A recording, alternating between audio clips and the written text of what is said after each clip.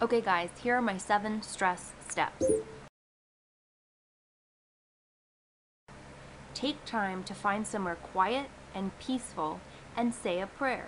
Focus on things that you're grateful for.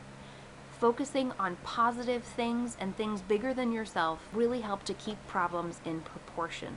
Even though they feel really overwhelming, you can still see them slightly better after you've taken time to just be calm. Drink a huge glass of water or a 2-liter bottle.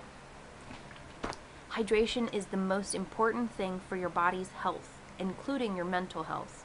If your body doesn't have enough water, it will go to your colon and take sewage water to hydrate your body, which always culminates in fatigue and chemical imbalances.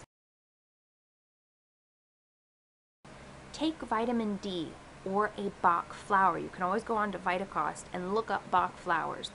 They have a really good picture of it so you can read what each flower does.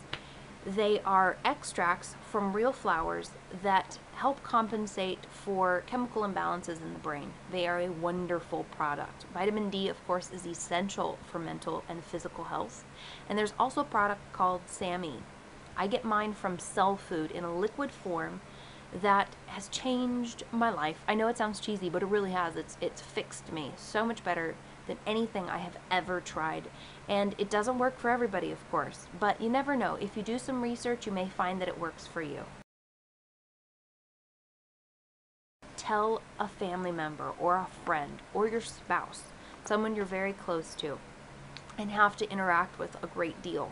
Because I don't know about you, but when I'm down, I wear that happy face and nobody can tell that I'm actually doing really, really awful. And so telling somebody about it helps to keep it in proportion, helps you to cope with it, and also gives you some moral support, which you just need sometimes. We're just not strong enough to handle everything by ourselves. Take a walk or a jog or do some Pilates. Get your heart rate going. Get those endorphins running. Your body carries with you the natural supply of drugs that you're going to need to just give you that little boot. Get you up before you get too low, if you know what I mean. Use your body's natural resources in your favor rather than against you. Take some time to rest. Go to bed on time. If you're in the middle of a really high stress situation, you know what? They all survived without you until that day. So they'll probably survive without you for the next few hours. So just take some time, leave the situation, and rest. It's boring going to bed early, but it is so healthy for you, and your body can function at its best only when you have adequate rest.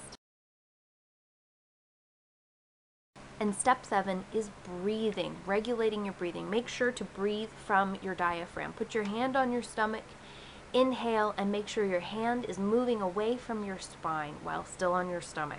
And then you'll know that you're filling your diaphragm instead of your chest. Most of us breathe just with our chest. When we're babies, we breathe from our diaphragm, and then we sort of forget how.